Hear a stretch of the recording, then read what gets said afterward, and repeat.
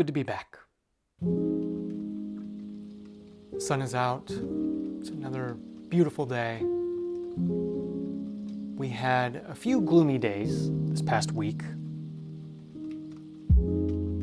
One night we had a thunder lightning storm that kept us up all night. I don't think we got a single second of sleep. But anyways, today I wanted to share with you all the books I read in August and September. And maybe talk about some of the books that I plan to read in October, November, and so on. The past couple weeks have been incredibly busy. If you don't know, my wife and I are in the wedding industry. She's a photographer, I'm a filmmaker, and we document weddings full time. And the past week and a half or so, I've just locked myself in my little editing cave, trying to finish this one project.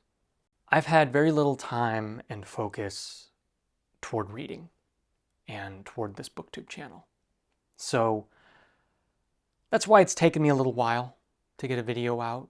August, I read a little book called Boy's Life by Robert McCammon. I made a handful of videos talking about this book. I made a review, you can check that out. Mike from Mike's Book Reviews recommended it to me, and this is truly an all-timer.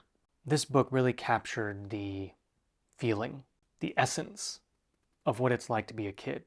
Even though I didn't grow up in the 1960s in Alabama, I still connected with the words in the story. Because we all were once kids growing up. And maybe we didn't have the same childhood. But there are still elements of childhood that I know we've all shared and have in common. I would talk more about it, but I've made 3 videos on it and I just feel like I'd be repeating myself. After Boy's Life, I decided to dive into Cormac McCarthy with All the Pretty Horses. He's truly a one-of-a-kind author. His writing style is unlike anything I've ever read.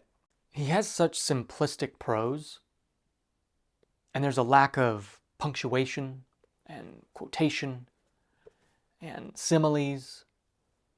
It's very direct, statement after statement after statement. But there's a great power to his writing style. There's something ancient and almost primordial when it comes to his writing style and how he delivers and presents a story. I feel like All the Pretty Horses is going to stay with me forever. The story is quite simple. It's about 2 American ranchers heading down south to Mexico. The book is their journey, talking, drinking coffee, riding horses. But so much happens. There's so much beneath the surface, so much ambiguity and emotional depth to this story. By the end of it, I felt happy, sad, knots in my stomach. When a book makes me feel a certain way, that's one thing. But when I continue to feel that way after I've put the book down, put it back on my shelf, that means something. After All the Pretty Horses, I wanted to stay in the world of Westerns. So I looked up top 10 Westerns of all time. One of which is True Grit by Charles Portis. What a fun book. It's short, it's sweet. Maybe not sweet, but bittersweet, maybe? That might be a little more accurate. If I were you, I would ignore the movies, the movie adaptations, especially the Coen Brothers movie adaptation. The book was great. Movie, not so much.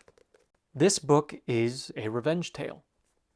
It is about Maddie Ross, 14-year-old girl who hires a U.S. Marshal to track down her father's killer.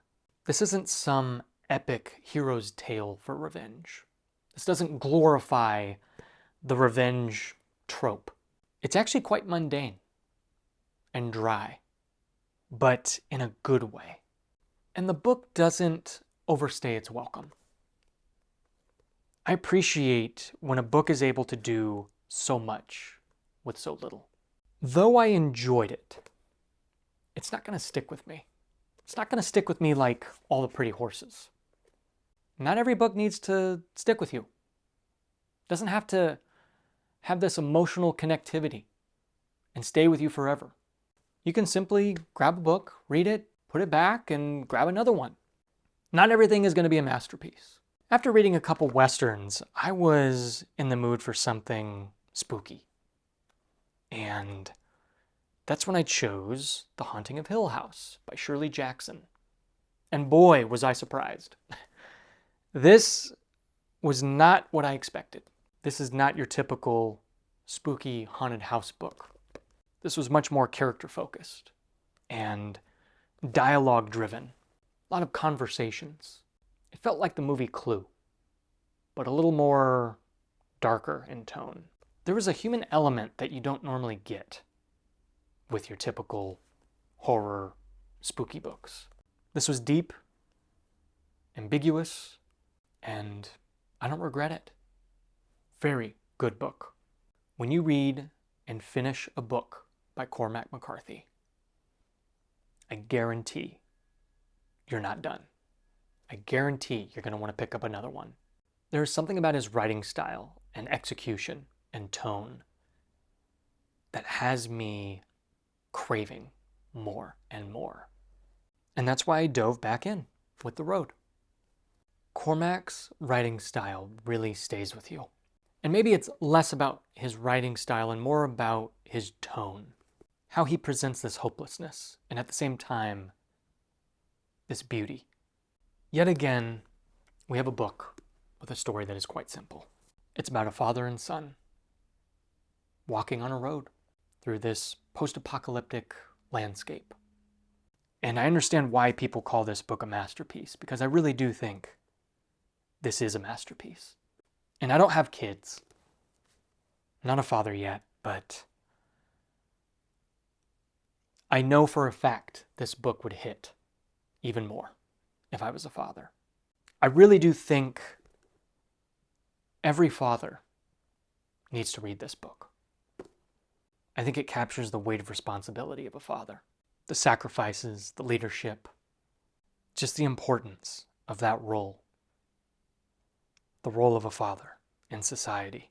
This was truly a dark and frightening, yet beautiful masterpiece of a book. It was a tough book to get through. You know, my wife and I will go to a coffee shop and it's bright and sunny and everyone's happy around us, yet I'm reading this depressing, hopeless book. And across from me is my wife, who's reading Matt Dinniman's Dungeon Crawler Carl. In September, she finished this one, book 5. And she is now on book 6. I know nothing about these books, aside from the little tidbits my wife feeds me. It's been so much fun seeing my wife enjoy Dungeon Crawler Carl. She's now 6 books in, and she's enjoyed every bit of it.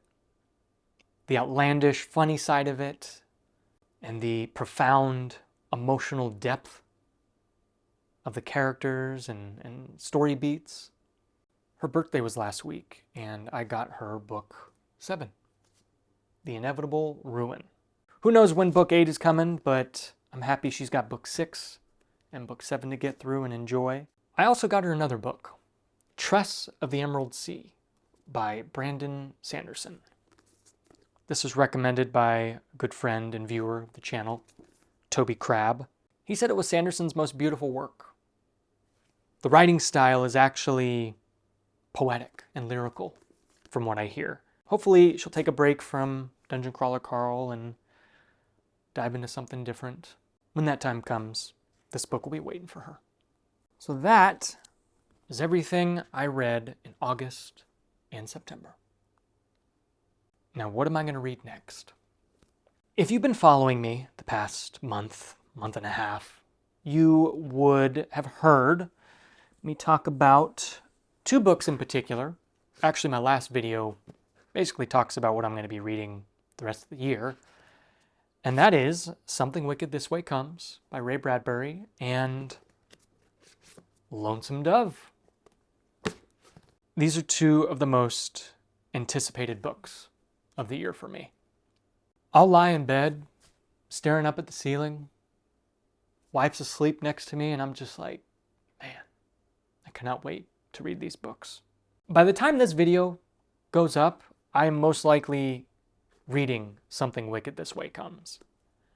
Again, I haven't read Ray Bradbury since high school, so I cannot wait to dive into his writing style and read something spooky. If I was going to read anything after Something Wicked This Way Comes, it would be The Shining. But I don't know. I don't know yet. We'll see how I feel. Because Lonesome Dove just keeps calling to me. I've just been craving a slow, methodically paced story. Characters going on a journey that might not be epic. It might not be about saving the world, but maybe it's about something more.